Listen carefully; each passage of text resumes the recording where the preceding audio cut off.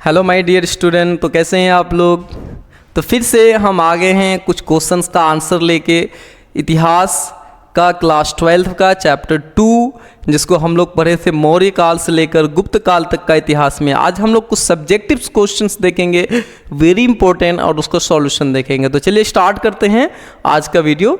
तो आज का हमारा सबसे पहले लघु उत्तरीय प्रश्न है अर्थात 2 अंकों वाली प्रश्न है। तो इसमें सबसे पहले हम देखेंगे मौर्यकालीन इतिहास। आपको बताए थे मौर्य वंश की स्थापना चंद्रगुप्त मौर्य ने किया था। इस वंश के 3 प्रमुख राजा हुए चंद्रगुप्त मौर्य और बिंदुसार तथा अशोक द ग्रेट, अशोक महान। ये 3 राजा हुए इस वंश का। तो मौर्य वंश का इतिहास जानने का प्रमुख स्रोत क्या है, हमें कहाँ से पता चला ये सारी इतिहास जो हम अभी किताबों में पढ़ रहे हैं। तो यहाँ पे देखिए साहित्यिक स्रोत। साहित्यिक स्रोत का मतलब होता है वो लेखन कला से संबंधित जो स्रोत है, जैसे पुस्तकें हैं, किताबें हैं, धार्मिक ग्रंथ हैं, यात्रियों द्वारा रचित ग्रंथ है। उन ग्रंथों से हमें उस समय का इतिहास का पता चलता है। तो साहित्यिक ग्रंथ में कौटिल्य का अर्थशास्त्र, मेगास्थनीज का इंडिका, विशाखादत्त का मुद्रा राक्षस, विष्णु पुराण और बौद्ध और जैन ग्रंथों से विदेशी यात्रियों के विवरणों में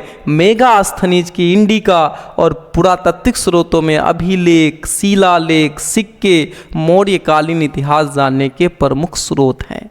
साहित्यिक स्रोत में क्या हुआ, अर्थशास्त्र कौटिल्य का, विशाखादत्त का मुद्रा राक्षस, विष्णु पुराण, बौद्ध ग्रंथ, जैन ग्रंथ, विदेशी यात्रियों के विवरणों में मेगास्थनीज की इंडिका, पुरातात्विक स्रोतों में क्या अभिलेख, शिलालेख, सिक्के, ये सारे जो स्रोत हैं मौर्यकालीन इतिहास जानने के प्रमुख स्रोत हैं। समझ में आ गया माय डियर। चलिए नेक्स्ट क्वेश्चन पे हम लोग चलते हैं, आगे आते हैं। अशोक के धम्म से आप क्या समझते हैं। अशोक के रिलेशन में बहुत सारे प्रश्न आते हैं। तो सबसे पहला प्रश्न ये होगा कि अशोक किस वंश का शासक था। आपको याद रखना है अशोक मौर्य वंश का शासक था और मौर्य वंश का तृतीय शासक था। अशोक ने एक धम्म प्रचार किया और इसी धम्म ने अशोक को पूरे विश्व के अंदर एक प्रसिद्ध व्यक्ति बना दिया, एक प्रसिद्ध इंसान बना दिया और इसी धम्म ने अशोक को ग्रेट बना दिया, महान बना दिया। तो अशोक ने खुद से पूछा है कि धम्म क्या है और खुद से उत्तर दिया है कि धम्म क्या है। तो आज हम देखते हैं कि धम्म का उत्तर अशोक ने क्या दिया है। अगर ये धम्म हमारे जीवन में आ जाए तो हम सही मायने में इंसान बन जाए। तो देखो धम्म अशोक के अनुसार धम्म पापहीनता है। धम्म का मतलब है कि आप पाप नहीं करते हैं, पाप से मुक्त हैं, पाप का नाश कर दिए हैं आप पाप जीवन में नहीं कर रहे हैं, धम्म है। दूसरा क्या है, बोला अत्यधिक कल्याण है। आप लोगों का जितना से जितना कल्याण कर सकें, भला कर सकें, जिस रूप में हो। ऐसा नहीं कि पैसे देके ही भलाई किया जा सकता है। आपके पास जो सहूलतें हैं, जो चीज़ें हैं, आप उस आधार पे किसी व्यक्ति का कल्याण कर सकते हैं। दया है, क्या है जो आजकल इंसानों में बिल्कुल नहीं है। कोई किसी को इस तरह मार सकता है ना, बेकसूर लोगों को, बेगुनाह लोगों को भी लोग गोलियों से मार सकता है। तो दया नाम की चीज़ें अब खत्म हो गई। लेकिन धम्म क्या कहता है, धम्म का मतलब है दया है, दान है, दान करिए। दान का मतलब पैसे का दान नहीं है, आप कुछ काम करके दे सकते हैं। कोई अगर रोड पे कोई बेचारा ठेला गाड़ी लेके रुक गया, नहीं चढ़ा पा रहा, उसको धक्का लगा के भी तो दान कर सकते हैं। तो बहुत सारे दान है, शिक्षा दान कर सकते हैं, है ना। सत्यवादिता है, सत्यवादिता मतलब कभी झूठ नहीं बोलना है, धम्म है। हमेशा सत्य बोलो। और आप सभी धर्मों को देखेंगे उठाकर तो हर एक धर्म में ये लिखा है सत्य बोलो। और आप सबको पता है हम लोग कितना सत्य बोलते हैं, हाँ या ना। चलो तो माय डियर, सत्यवादिता है ना। पवित्रता है, भैया पवित्र रहो। क्या रहो, मृदुता है। मृदु मतलब होता है आपकी जो बात है, आपकी जो शब्द हैं, आपके जो वाक्य मुंह से निकलते हैं वो ऐसा हो कि सुनकर किसी व्यक्ति को तकलीफ ना पहुँचे। मृदु हो, कोई सुने तो आपकी ओर खिंचा चले जाए। उसके अलावा साधुता है, भैया साधुता है। साधु का मतलब ये नहीं समझना आजकल जो साधु हैं, साधु का मतलब होता है त्याग। साधु का मतलब त्याग होता है, जिन्होंने अपना सब कुछ त्याग दिया, मोह माया पैसा धन ये पूरा है ना, सारे कुछ को त्याग कर अगर वो घूम रहा है, लोगों की सेवा कर रहा है, तो वो साधु है। तो अगर ये सारी चीज़ें तुम्हारे अंदर है तो वो धम्म है। धम्म क्या सिखाता है, इंपॉर्टेंट है, देखिए कितना महत्वपूर्ण है। धम्म पापहीनता है, धम्म अत्यधिक कल्याण है, दया है, दान है, सत्यवादिता है, मृदुता है, पवित्रता है और साधुता है। ये धम्म चलाया अशोक ने, और इसी धम्म ने अशोक को क्या बना दिया, महान बना दिया। तो हमेशा याद रखना, तुम्हारे अच्छे कर्म ही तुमको अच्छा बनाएगा। तुम बुरे कितना भी कर लो, दुनिया कभी तुम्हें अच्छा नहीं कहेगी। क्लियर है भाई? चलिए तीसरा प्रश्न हम लोग आते हैं। तीसरा कहता है, अशोक द्वारा धम्म प्रचार हेतु क्या उपाय किए गए।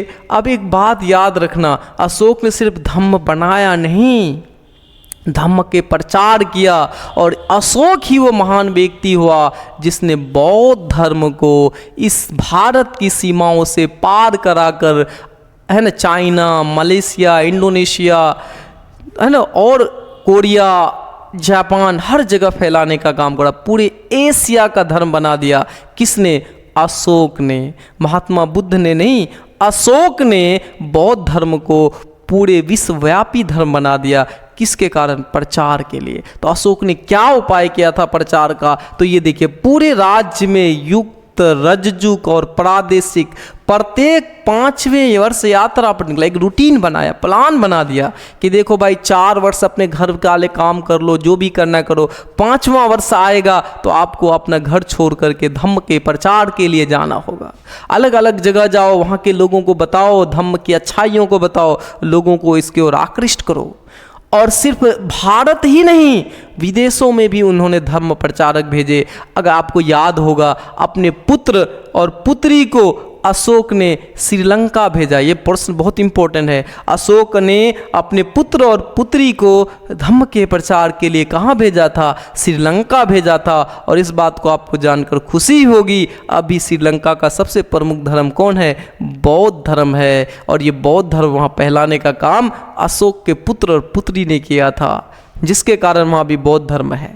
समझ गए अशोक ने क्या क्या कार्य किया? तो सिर्फ भारत ही नहीं, पूरे विदेशों में भी प्रचारक भेजे। चौथा प्रश्न आते हैं, इतिहास लेखन में अभिलेखों का क्या महत्व है? एक बात बताओ, जो बातें 3-4 हज़ार साल पहले हुई थी, क्या हमें पता चलता? नहीं ना, उसमें कोई साहित्यिक स्रोत नहीं था, कोई लिखने वाली चीज़ नहीं थी। तो कुछ राजाओं ने एक काम किया, और उस राजाओं में पहला नाम अशोक का था। अशोक ने अभिलेखों की शुरुआत की। अशोक ने बोला, हम जो अच्छे काम करेंगे, अच्छे कर्म करेंगे, कोई भी जनता के लिए कुछ भी करेंगे, तो उनको पत्थरों पर खुदवा देंगे। जो पत्थरों पर लिखे हुए हैं, मिट्टी पर लिखे हुए हैं, उन्हीं लिखे हुए को हम लोग क्या कहते हैं? बोलिए, अभिलेख कहते हैं। और राजा अपनी उपलब्धियों को उसमें लिखाया करता था, कोई बड़ा काम होता था वो लिखाया करता था। अब जब हम लोगों को वो चीज़ें मिली है, उनको पढ़कर ही हम लोगों ने उस समय के इतिहास का पता किया कि अशोक ने ये किया था, अशोक ने वो किया था। जैसे आपने ऑब्जेक्टिव में पढ़ा कि अशोक के 13वें शिलालेख में कलिंग विजय का उल्लेख है। हर 14 शिलालेख हैं अशोक के, हर शिलालेख में उन्होंने अपने कार्यों को कि धम्म का कब शुरुआत किया, धम्म का प्रचार के क्या नियम बनाए, सारा उन्होंने शिलालेख अभिलेखों में लिखवाया है। और उसी शिलालेख अभिलेख से हमें अशोक के बारे में जानकारी मिली, अन्यथा हम जान भी नहीं पाते कि अशोक नाम का कोई व्यक्ति हुआ था। ठीक है, तो अभिलेख जो है ये काफ़ी महत्वपूर्ण है। क्या करने के लिए? इतिहास बताने के लिए। समझ में आया अभिलेख क्या है? तो वही बात यहाँ लिखा है, अभिलेख उन्हें कहा जाता है जो कि पाषाण, पाषाण का मतलब पत्थर होता है माय डियर। पाषाण का मतलब क्या होता है भाई?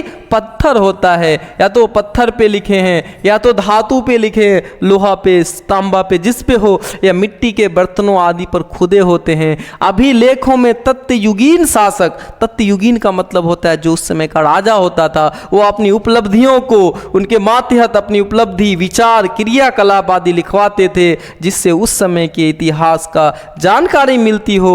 और प्राचीन भारत के, है ना, अभिलेखों की शुरुआत द ग्रेट अशोक ने किया था।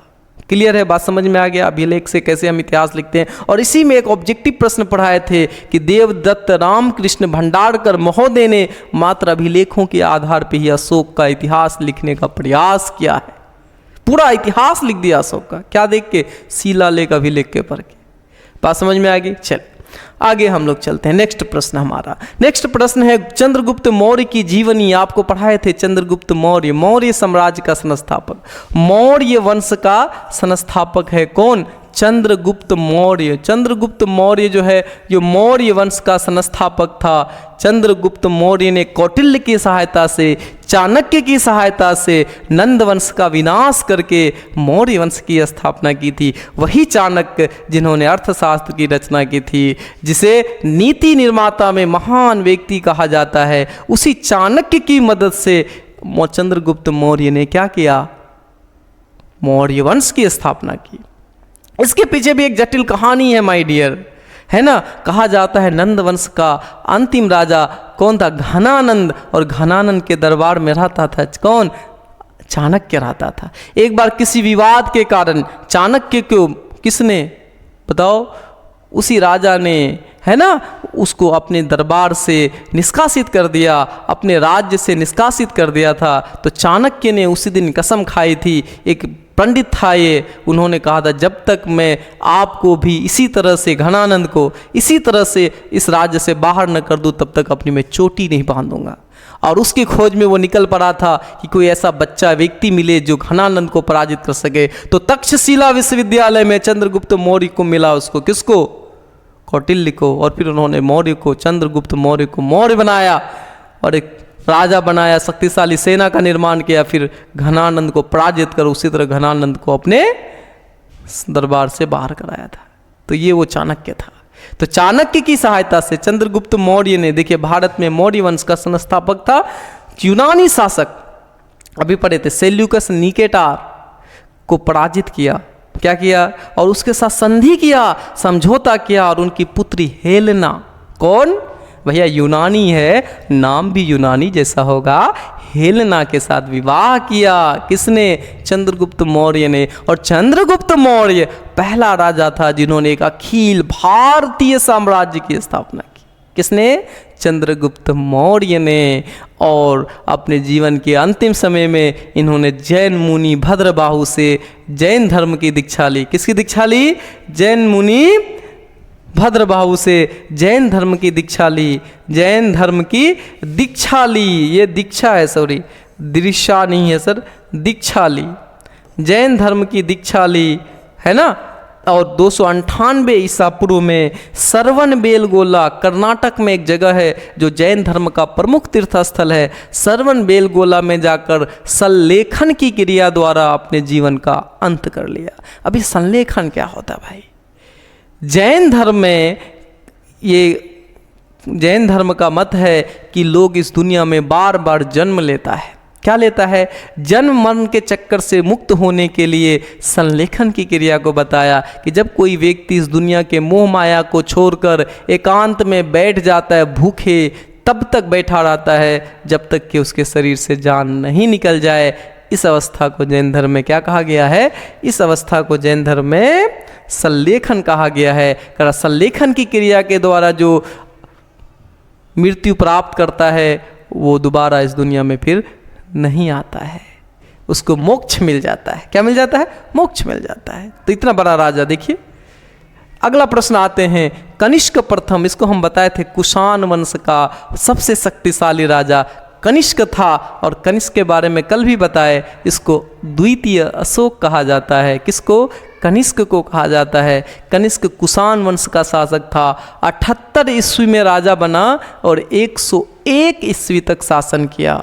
यह ऐसा राजा हुआ जिसने चीन को विजित किया और चीन से 2 राजकुमार आए और भारत में 2 फलों की खेती शुरू हुई। एक है आडू, आलू नहीं, आडू, और नाशपाती, ये दोनों फलों के नाम है। इनकी खेती चीन के राजकुमार ने भारत में शुरू की। ठीक है।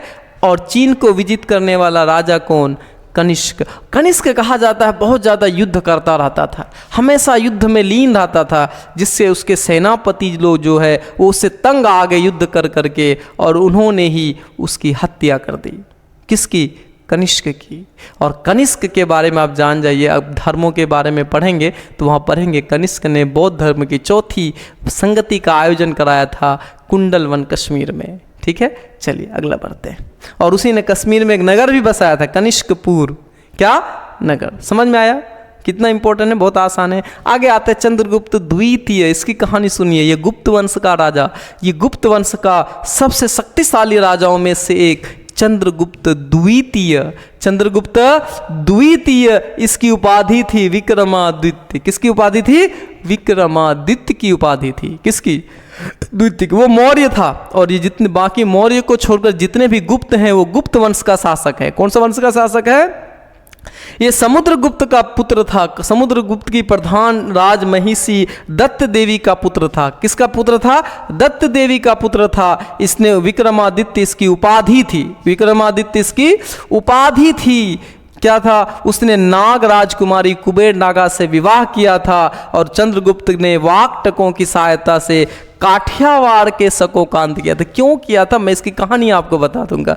काठियावाड़ के शक दिल्ली में कुतुब मीनार के पास स्थित लोह स्तंभ पर अंकित चंद्र इसी शासक का है, और पाटलिपुत्र और उज्जैनी इसकी दो राजधानी थी। अब एक बात ध्यान से समझिए, समुद्रगुप्त के बाद गुप्त वंश का बहुत ही प्रतापी राजा हुआ समुद्रगुप्त। समुद्रगुप्त को दो पुत्र थे, एक का नाम था कुमारगुप्त और एक का नाम था चंद्रगुप्त द्वितीय। लेकिन बड़ा कुमारगुप्त था, तो समुद्रगुप्त के बाद कुमारगुप्त राजा बना। कौन राजा बना बताओ? कुमारगुप्त नहीं, sorry, Ramagupta. I am really sorry. तो समुद्रगुप्त के दो बेटे थे, एक रामगुप्त था और एक चंद्रगुप्त था। तो समुद्रगुप्त के बाद उसका बड़ा बेटा राजा बना रामगुप्त। कहा जाता है रामगुप्त एक कायर राजा था, डरपोक राजा था, एक शक राजा। किसने? एक शक शासक ने, शक एक शासक मतलब क्या है, वंश का नाम था। उसके राजा ने रामगुप्त को युद्ध में पराजित कर दिया और उसे अपमानजनक संधि के लिए बाध्य कर दिया, और वो मान गया। शक राजा ने कहा कि भैया देखो, हम तुम्हें युद्ध में हरा दिए हैं, हम तुमसे समझौता करना चाहते, लेकिन इसके बदले में मुझे तुम्हारी बीवी चाहिए। क्या चाहिए? बीवी चाहिए। और रामगुप्त, नाम देखिए है रामगुप्त। एक हमारा राम था, सीता के लिए रावण से लड़ गया, और एक ये राम है जो अपनी बीवी किसी और को देने के लिए तैयार हो गया, है ना। तो उसका छोटा भाई चंद्रगुप्त द्वितीय वो देख रहा है कि भैया ये क्या हो रहा है। उन्होंने कहा ये तो कुल को ही नाश कर देगा। तो चंद्रगुप्त द्वितीय ने क्या किया? अपनी भाभी की जान बचाई। कहा जाता है उन्होंने वेश धारण किया। किसका? अपनी भाभी का, लड़की का रूप धारण किया, और अपनी भाभी के जगह वो खुद शक राजा के महल में पहुंच गया, और कहा जाता शक राजा की हत्या कर वापस आ गया, और वापस आकर अपने भाई रामगुप्त की भी हत्या कर दी, और अपनी भाभी से विवाह किया, और फिर वो मगध के साम्राज्य पर चंद्रगुप्त द्वितीय जो है विक्रमादित्य के नाम से आसीन हुआ। तो ये वो महान राजा हुआ। और इसी के बारे में हमने आपको एक और बात बताई थी, किसी के दरबार में 9 विद्वानों का समूह रहता था, जिसको 9 रत्न कहते थे। उन 9 रत्नों में प्रमुख नाम है कालिदास, बाणभट्ट, वराहमिहिर। और एक बात याद रखना, गुप्तों के समय ही भारत का सबसे बड़ा गणितज्ञ कौन? आर्यभट्ट भी था। किस समय? गुप्तों के समय। इसलिए कहा जाता है गुप्त को भारत का स्वर्ण काल कहा जाता है। समझ में आया? कोई डाउट है एकदम पूछ सकते हो, I can explain it again. समझ में आया माय डियर? चलो, कलिंग, कौन सा? कलिंग कल भी पढ़ाया ऑब्जेक्टिव में माय डियर। कलिंग क्या होता है? हमने कहा था कलिंग एक राज्य था, और अशोक ने कलिंग पर आक्रमण किया, और कहा जाता है कि इस युद्ध में दोनों ओर से लाखों लोग मारे गए। कितने? लाखों लोग मारे गए। यह दृश्य को देखकर अशोक का जो पत्थर दिल था, बहुत कठोर था शुरू में उसका भी, वो भी हत्या करने से हिचकता नहीं था, गला काटने में उसे कोई नहीं था। लेकिन इस युद्ध के बाद उसका दिल जो है कठोर दिल द्रवित हो गया, और अशोक ने कहा कि नहीं, अब मैं अपने जीवन भर कभी किसी से युद्ध नहीं करूंगा। और इसके बाद उन्होंने बौद्ध धर्म अपना लिया। कौन सा धर्म अपना लिया? और आजीवन धम्म का प्रचार के लिए अपना जीवन को समर्पित कर दिया। बौद्ध धर्म के प्रचार के लिए अपने जीवन को समर्पित कर दिया। अब बोला अब युद्ध नहीं, अब धम्म विजय किया जाएगा, और पूरे विश्व में धम्म का प्रचार किया जाएगा। ये उसी अशोक को इस धम्म ने क्या कर दिया? महान बना दिया। अगर वो धम्म नहीं करता, लोग उसे जानते नहीं, और आज हम उसके बारे में पढ़ते बिल्कुल नहीं। तो अच्छे कर्म है लोगों को, है ना, लास्ट तक, जब तक दुनिया है तब तक याद रखा जाता है, और बुरे कर्म तो कुछ दिन में ही मिट जाता है। तो अशोक क्यों महान हुआ समझ में आया, कलिंग का युद्ध के कारण। और कलिंग के युद्ध का वर्णन आपने पढ़ा होगा, पद्मा वहाँ की राजकुमारी थी और उसके साथ विवाह भी किया, किसने? अशोक ने। समझ गया अशोक द ग्रेट क्यों अशोक बना। अगला प्रश्न आते हैं गंधार कला। देखिए भारत में अगर आपको कोई पूछे कि बाबू मूर्ति कला का विकास कब हुआ, बौद्ध धर्म में मूर्ति नहीं था स्टार्टिंग में, लेकिन जब कनिष्क राजा था उसी समय बुद्ध की प्रतिमाएं बननी शुरू हुई। और बुद्ध की प्रतिमाएं 3 शैली में शुरू हुआ, एक गंधार कला शैली, मथुरा कला शैली, अमरावती शैली। गंधार जो है भारत के उत्तर पश्चिम, जो अभी पाकिस्तान के हिस्से में वहाँ एक जगह है गंधार, वहाँ पे जो कला का विकास हुआ उस कला को कहा गया गंधार शैली। और गंधार शैली में याद रखना किसकी मूर्तियाँ बनी? महात्मा बुद्ध की मूर्तियाँ बनी, किसी और देवी देवता की नहीं, सिर्फ महात्मा बुद्ध की मूर्तियाँ बनी। और इतनी सुंदर बनाएगी महात्मा बुद्ध की मूर्तियाँ, अंतर्गत बुद्ध और बोधिसत्वों की बहुसंख्यक मूर्तियों का निर्माण हुआ। और गंधार शैली के अंतर्गत बुद्ध की प्रतिमा को इतना सुंदर बनाया गया, इतना सुंदर बनाया गया कि वो यूनानी सौंदर्य देवता अपोलो जैसा दिखने लगा। क्यों? क्योंकि इस शैली में यूनानियों का भी हाथ था और भारतीयों का हाथ था, इसलिए इस शैली को हम लोग क्या कहते हैं? ग्रीको रोमन शैली भी कहा जाता है ना। तो बुद्ध कौन सा शैली? गंधार। गंधार क्यों नाम पड़ा? क्योंकि इस शैली का विकास गंधार क्षेत्र में हुआ था, इसलिए गंधार शैली में क्या हुआ निर्माण? बुद्ध की मूर्तियों का निर्माण हुआ। बोधिसत्व और वो जो बुद्ध का ऐसा वाला जो अवस्था वाला है वो वाला मूर्तियों का निर्माण हुआ। क्लियर है माय डियर? समझ में आ रहा है तो बिल्कुल कमेंट करें भाई। आप लोग बिल्कुल समझ रहे हो ना? एकदम ध्यान से देखो और सारी प्रश्न को हमको समझ में जाना है। एक और वंश है सातवाहन वंश। कौन सा वंश माय डियर? सातवाहन। बड़ा इंपॉर्टेंट है। देखिए डिटेल अगर आपको पढ़ना है तो आपको हमारा कोर्स खरीदना होगा हमारे एप्लीकेशन पे माय डियर। ये तो हम सिर्फ आपको क्वेश्चन आंसर करा रहे हैं। अगर आपको डिटेल अध्ययन चाहिए कौन सातवाहन थे तो आपको इसके लिए थोड़ा सा खर्च करना होगा कि नहीं होगा? समझ में आ रहा है? अगर आपको इसका नोट्स चाहिए वो भी मिल जाएगा, आपको जो चाहिए हम वो सब देने को तैयार हैं, बट आप लेने वाले बन जाइए और ऐसा पढ़ो कि तुम्हें याद रहे। देखिए सातवाहन एक वंश था। क्या था? सातवाहन वंश। करा ये विदेशी न होकर देसी मूल के थे। कण्व वंश का अंतिम शासक सुशर्मा को मारकर सिमुक ने सातवाहन वंश की स्थापना की। कण्व वंश का अंतिम शासक है ना कौन था? सुशर्मा की हत्या कर सिमुक ने इस वंश की स्थापना की थी। और नदियों की कहा कि 60 ईसा पूर्व में इस वंश ने किया। सातवाहनों ने गोदावरी, ये दक्षिण भारत का हो गया, गोदावरी और कृष्णा नदियों के बीच के क्षेत्र को जीता जो आंध्र प्रदेश कहलाता है। उन्हें आंध्र सातवाहन भी कहा जाता है संभवतः। अब ये और बहुत महत्वपूर्ण बात क्या कह रहा कि सातवाहन वंश जो थे इनके जितने भी राजा हुए इनके नाम के साथ माता का नाम जुड़ा हुआ रहता था। एक ऐसा है राजवंश भारत के अंदर हुआ जिन राजाओं के नाम के पहले उनके माताओं का नाम से स्टार्ट होता है। तो भारत में एक मात्र ऐसा वंश था सातवाहन वंश कहा जाता, जहां माँ को बहुत सम्मान दिया जाता था, इसलिए ये लोग अपने नाम के पहले अपने माताओं का नाम लिखते थे। इस वंश के 3 प्रमुख राजा हुए, एक सातकर्णी प्रथम, गौतमी पुत्र सातकर्णी और विशिष्ठी पुत्र पुलुवामी। ये 3 गौतमी पुत्र सातकर्णी है ना। उसके बाद आपको अगला है गौतमी पुत्र एक सातकर्णी प्रथम, गौतमी पुत्र सातकर्णी और विशिष्ठी पुत्र पुलुवामी। ये 3 प्रमुख राजा है, लेकिन इसमें भी एक राजा है गौतमी पुत्र सातकर्णी। इसका उल्लेख है, कहा जाता है कि गौतमी पुत्र सातकर्णी के घोड़े 3 समुद्रों का पानी पीते थे। समुद्र का मतलब पानी नहीं पिलाता था, मतलब 3 समुद्र तक इसका जो है क्या था? राज्य क्षेत्र था माय डियर। किसका? गौतमी पुत्र सातकर्णी का। बंगाल की खाड़ी से लेके हिंद अरब सागर तक और उधर हिंद महासागर 3 समुद्र से घिरा हुआ इसका राज्य था। किसका? गौतमी पुत्र सातकर्णी का। बात समझ में आ गया? चलिए अब हम लोग दीर्घ उत्तरीय प्रश्न अब देखेंगे।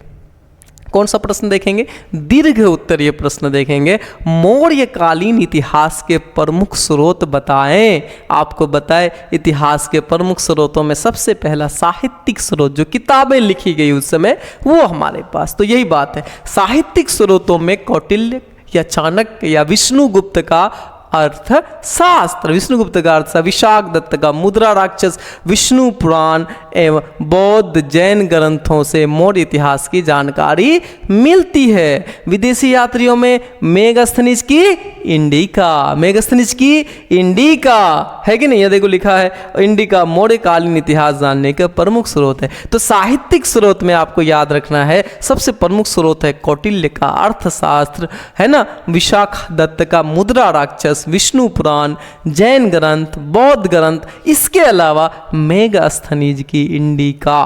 ये उस समय मौर्यकालीन इतिहास जानने के प्रमुख स्रोत हैं। देखिए अगला हम लोग देखते हैं, दूसरा क्या स्रोत है? पुरातात्विक स्रोत। पुरातात्विक स्रोतों में हमने पहले ही पढ़ाया, 3-4 चीजें आती है, अभिलेख, शिलालेख, सिक्के और खंडहर, स्मारक जो उस समय मिले हैं हमें खुदाई में, उससे भी हमें ऐतिहासिक जानकारी मिलती है। तो सिक्के मौर्यकालीन इतिहास जानने के प्रमुख से। प्राचीन भारत में अभिलेखों की शुरुआत मौर्य सम्राट किसने? अशोक ने कराया था, है ना। शिलालेख, अभिलेख, ये सारा जो है क्या है? पुरातात्विक स्रोतों में आता है। तीसरा हम लोग इसका पॉइंट देख लेते हैं, शिलालेखों की संख्या बताया। अशोक द्वारा जो शिलालेख लिखाएगा उसकी संख्या 14 है। भारत के विभिन्न स्थानों से मिले स्तंभ लेख की संख्या 6 है। गुहा लेख 3 है। ये अभिलेख ब्राह्मी, ये अभिलेख कौन सी लिपि में है? ब्राह्मी। और खरोष्टी लिपि में है देवदत्त। वही बात जो मैंने कहा था, रामकृष्ण भंडारकर महोदय ने मात्र अभिलेखों के आधार पर अशोक का इतिहास लिख दिया। क्या लिख दिया माय डियर? इतिहास लिख दिया है। तो सोचिए कितनी यूजफुल जानकारी होगी हमारे अंदर। समझ में आई बात? समझ में आया कि नहीं आया? तो मौर्यकालीन इतिहास जानने के प्रमुख स्रोतों में साहित्यिक स्रोत जान लिया और फिर पुरातात्विक स्रोत। अब दूसरा दीर्घ उत्तरीय प्रश्न आते हैं, मौर्य प्रशासन का वर्णन करें। देखिए मौर्य प्रशासन, प्रशासन मतलब शासन चलाने की तरीका। तो शासन क्या करते हैं हम लोग? चलाने के लिए देश को छोटे छोटे टुकड़ों में बांट देते हैं। जैसे देश बड़ा है तो राज्य में बांट दिए, राज्य बहुत बड़ा है तो जिला में बांट दिए, जिला बहुत बड़ा है तो गांव में बांट दिए। तो अब उसका संचालन करना क्या होता है? आसान होता है। उसी तरह जो था मौर्य प्रशासन को भी 4 भागों में बांटा जा सकता है। सबसे पहला केंद्रीय शासन, जो कि सेंटर हो गया, राजा हो गया, जिसका हेड हो गया। जैसे भी हमारे यहाँ केंद्र शासन है तो उसका प्रमुख हो गया मुख्यमंत्री, प्रधानमंत्री हो गया। फिर राज्य शासन है, उसका मुख्यमंत्री हो गया। फिर जिला प्रशासन है, उसका नगर निगम वाला हो गया, पार्षद हो गया। अब उसी तरह ग्राम पंचायत है तो वह मुखिया होगा। इसी तरह उस समय भी बटा था, केंद्रीय प्रशासन था, प्रांतीय शासन था, नगर शासन था और ग्राम शासन था। तो मौर्य वंश, मौर्य प्रशासन को 4 भागों में बांटा गया था, केंद्रीय शासन, प्रांतीय शासन, नगर शासन और बोलो ग्रामीण शासन। तो अभी भी ये सिस्टम है।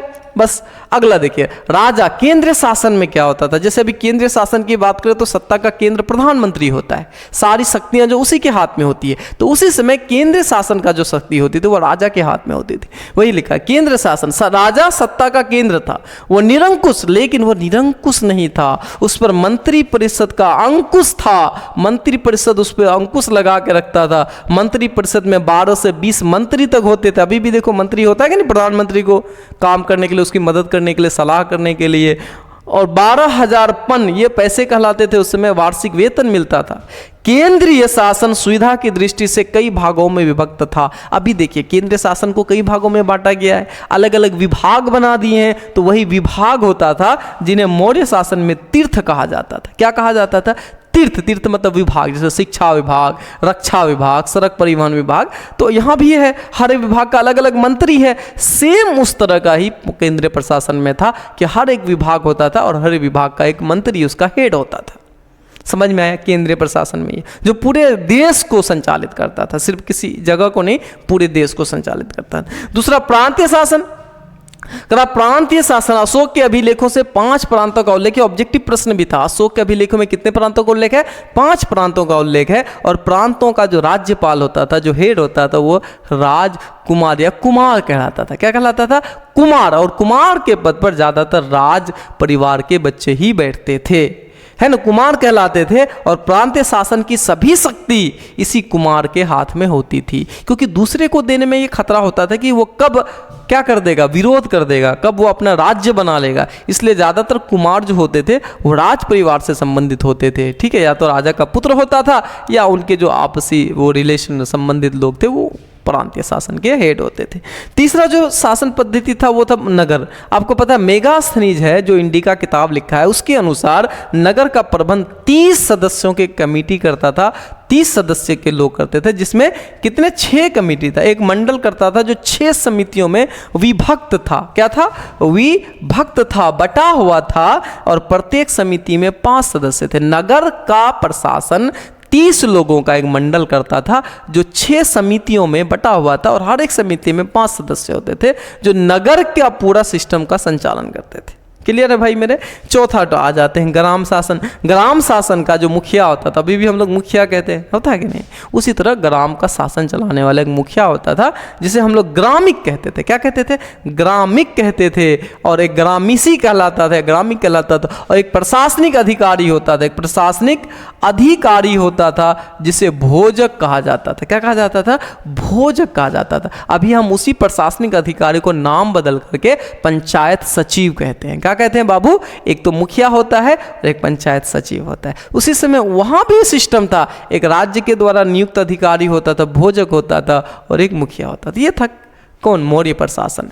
चलिए एक और प्रश्न है इसका, हम वो भी देख लेते हैं। ये बहुत ही महत्वपूर्ण प्रश्न है। आपको बताए थे माय डियर कि 16 महाजनपद। कितने महाजनपद? 16 महाजनपद। और इस 16 महाजनपद में सबसे शक्तिशाली कौन? मगध। क्यों शक्तिशाली? क्या कारण रहा भैया इसके शक्तिशाली होने का? तो आइए हम लोग देखते हैं डिटेल में। सबसे पहला कारण है मगध साम्राज्य के उत्थान के निम्नलिखित कारण थे। नंबर था अपनी विशिष्ट भौगोलिक स्थिति। इसका जो पोजीशन था ये बहुत इंपॉर्टेंट करता है, भौगोलिक स्थिति कहां पे है। तो अपनी विशिष्ट भौगोलिक स्थिति के कारण ये चारों ओर से सुरक्षित था, अभेद था, जहां पे कोई हमला नहीं कर सकता, आक्रमण नहीं कर सकता था, है ना। उत्तर में गंगा नदी, पूर्व में सोन नदी, पश्चिम में चंपा नदी, है ना, चारों तरफ से नदियां, और दक्षिण में विंध्याचल की पर्वत। एक प्राकृतिक बाउंड्री था इनके पास, नेचुरल बाउंड्री, इसको बनाने की जरूरत नहीं थी। और उस समय नदी पार करके हमला करना बड़ा डिफिकल्ट वर्क होता था। फिर पहाड़ को पार करके आना है, ये बड़ा इम्पॉसिबल हो जाता था। इधर से लड़ना आसान हो जाता था। एक तो इसकी स्थिति जो है भौगोलिक स्थिति थी कि जो चारों तरफ से प्रकृति द्वारा निर्मित क्या था, बाउंड्री से घिरा हुआ था, जिसने इसको क्या किया, ग्रो करने में मदद किया। इस पे बाहरी आक्रमण कम हुआ। दूसरा सबसे प्रमुख बात इसका जो हम लोग देखेंगे, दूसरा पॉइंट है मगध की प्राचीन राजधानी। मगध की 2 प्राचीन राजधानी थी। एक था राजगिरह। कौन था बाबू? राजगिरह, जो कि 7 पहाड़ियों से घिरा हुआ एक अभेद किला था। देखो राज्य का प्रमुख राजा होता है, राजा गिर गया तो राज खत्म हो गया। राजा कहाँ रहेगा? राजधानी में। अब राजगीर का ही देख लीजिए, राजगिरह 7 पहाड़ियों से घिरा हुआ एक अभेद किला, जहाँ पे पहुँच पाना किसी दूसरे दुश्मनों को बहुत मुश्किल कार्य था। इसके अलावा अगर आप देखेंगे पाटलिपुत्र, ये 3 नदियों के संगम पर बसा, गंगा, सोन, पुनपुन, हाँ या ना। अब तीनों ओर से नदियों से घिरा हुआ, आप आक्रमण कैसे करिएगा? किधरों से आइएगा तो पहले नदी पार करना होगा, और नदी पार करने में आपकी आधी सेना खत्म हो जाएगी, क्योंकि ये लोग तो ऊपर से हमला करेगा। तो इसकी जो राजधानी थी वो अभेद किला था। और पाटलिपुत्र एक ऐसी जगह पर स्थित था जहां से वो देश के किसी भी हिस्से में आसानी से पहुंचा जा सकता था नदियों के द्वारा। तो इस कारण से इसकी काफ़ी सुगम अवसर हुए। तीसरा जो सबसे महत्वपूर्ण होता है, जो होता भी है कि भैया सिर्फ संसाधन होने से काम नहीं चलता है, उस संसाधन का इस्तेमाल करने वाला कितना बुद्धिमान व्यक्ति है वो उस देश को क्या बनाता है? सशक्त बनाता है। तो मगध ने उन सशक्त राजाओं को भी जन्म दिया जिसने उसकी उन्नति को और निखार कर लाया, जिसमें से आपने बिंबिसार, अजातशत्रु, है ना, उदयन, इसके अलावा महापद्मनंद जैसे शक्तिशाली प्रतापी राजा हुआ जिसने मगध को और शक्तिशाली बना दिया। तो ये तीसरा कंडीशन। चौथा कंडीशन अगर हम देखना चाहें, चौथा कंडीशन है कि राजगीर के पास है ना, लोहे के विशाल भंडार मिले हैं। लोहे नहीं है सर, लोहे के विशाल भंडार थे। इससे अस्त्र शस्त्रों का निर्माण सुगम हुआ और मगध में कोयले का भंडार भी मिला है। अब बताइए लोहा मिलने से क्या फायदा हुआ? उस समय जो युद्ध होता था वो तलवारों से होता था, तीर से होता था, भाले बर्छी से होता था, बंदूक गोलियां तो थी नहीं। अब वो बनते थे लोहे से। अब जिनके पास लोहा ज़्यादा होगा वो ज़्यादा हथियार बना पाएगा। ज़्यादा वो लोग पहनते थे सर पे या हेड्स पे, जहाँ पर भी पहनते थे वो लोहे से बने होते थे। तो जिनके पास ज़्यादा मात्रा में लोहा होगा उसके पास हथियार भी ज़्यादा होगा। हथियार ज़्यादा होगा तो वो लड़ने में भी सबसे क्या होगा, आगे होगा। अब एग्जाम्पल समझो, अभी भारत की सेना बहुत ज़्यादा है संख्या में, हाँ या ना? अमेरिका की सेना हमसे संख्या में बहुत ही कम है, लेकिन शक्तिशाली वो दुनिया का सबसे नंबर 1 है। क्यों? क्योंकि उसके पास आधुनिक मशीन है, उपकरण है, आधुनिक औजार हैं, आधुनिक हथियार हैं, वो हमारे पास नहीं है। तो आदमी की संख्या बढ़ा करके आज के ज़माने में हम ज़्यादा शक्तिशाली नहीं हो सकते, बल्कि अपना क्या बढ़ा के, अपने वेपन्स को बढ़ा के, अपने हथियार्स को बढ़ा के, अपने इंस्ट्रूमेंट को बढ़ा करके हम अकेले ही 100 पे भारी हो सकते हैं। तो संख्या नहीं बढ़ाओ, टेक्नोलॉजी बढ़ाओ, है ना? लोग नहीं बढ़ाओ, अपनी टेक्नोलॉजी को उन्नत करो तो आप शक्तिशाली हो जाओगे। क्लियर? वो मगध को समझ में आ गया। चौथा जो पॉइंट था वो हम लोग देखते हैं, वो था मध्य गंगा। भैया ये देखो, आपने सुना कि सर ये चारों तरफ से नदियों से घिरा हुआ था। अब नदियाँ क्या करती है, हर बार एकदम नई मिट्टी लेके आती है और नई मिट्टी की परत चढ़ा देती है और ये मिट्टी बहुत उपजाऊ होती है। इसका मतलब गंगा का जो क्षेत्र था ये बहुत ही उपजाऊ था और फसल बहुत अच्छी होती थी, जिससे अगर फसल अच्छी हुई तो किसान की आय बढ़ेगी, किसान की आय बढ़ेगी, अर्थव्यवस्था मजबूत होगी, अर्थव्यवस्था मजबूत होगी तो देश भी क्या होगा, मजबूत होगा, खुशहाल होगा। और यही उनके साथ हुआ, मजबूती हुई, खुशहाल हुआ, परिणाम स्वरूप व्यापार में वृद्धि हुई और इससे क्या हुआ, राज्य की आय में भी वृद्धि हुई और मगध जो है वो आर्थिक रूप से भी समृद्ध हो गया। देखिए सबसे महत्वपूर्ण बात है आर्थिक रूप से समृद्ध होना। अगर आप आर्थिक रूप से समृद्ध हैं तो पूरी दुनिया आपके सामने नाक रगड़ेगी। अगर आर्थिक रूप से आप कमज़ोर हैं तो कोई आपको पूछने वाला नहीं है। लोग अमेरिका के आगे पीछे क्यों घूम रहा है? क्योंकि वो आर्थिक रूप से मजबूत है। वो चाहे तो किसी का भी हुक्का पानी क्या करा दे, बंद करा देगा। समझ रहे हैं बाबू? इसीलिए आदमी नहीं, अर्थव्यवस्था को मजबूत करिए, व्यक्ति नहीं, क्या टेक्नोलॉजी को बढ़ाइए, तभी आप दुनिया में सबसे शक्तिशाली सर्वश्रेष्ठ बन सकते हैं। हाँ या ना? चलिए अगला टॉपिक हम लोग देखते हैं, लास्ट पॉइंट। मगध प्रथम राज्य था जिसके पास शक्तिशाली सेना थी।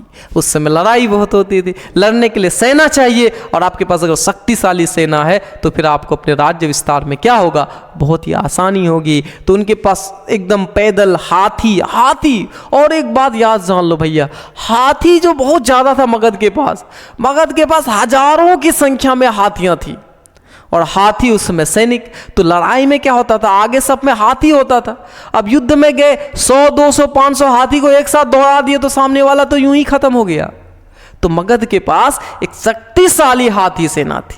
क्या थी? शक्तिशाली हाथी। इसके अलावा घुड़सवार, पैदल सैनिक बड़ी संख्या में थे और ये सैनिक तो थे, लेकिन इसे मगध साम्राज्य की विस्तार में सहायता मिली और इस प्रकार जो है ये सारा कारण जो है मगध को शक्तिशाली बनाने में मदद किया, है ना। तो माय डियर, आज का क्लास हम यहाँ ही समाप्त करते हैं। अगर आपको ये वीडियो अच्छा लग रहा है तो प्लीज़, है ना, क्या करें, लाइक करें, कमेंट करें, या अगर आपको और भी अच्छा पढ़ना है, आपके सारे किताब को, बुक्स को बेहतरीन ढंग से समझना है, तो आप हमें प्लीज़ इस नंबर पे कॉल करें। अगर आपको इसका नोट्स चाहिए, PDF चाहिए, आपको कुछ भी चाहिए, लाइव क्लास चाहिए, तो आप हमें इस नंबर पे कांटेक्ट कर सकते हैं। तो thank you so much for watching my video.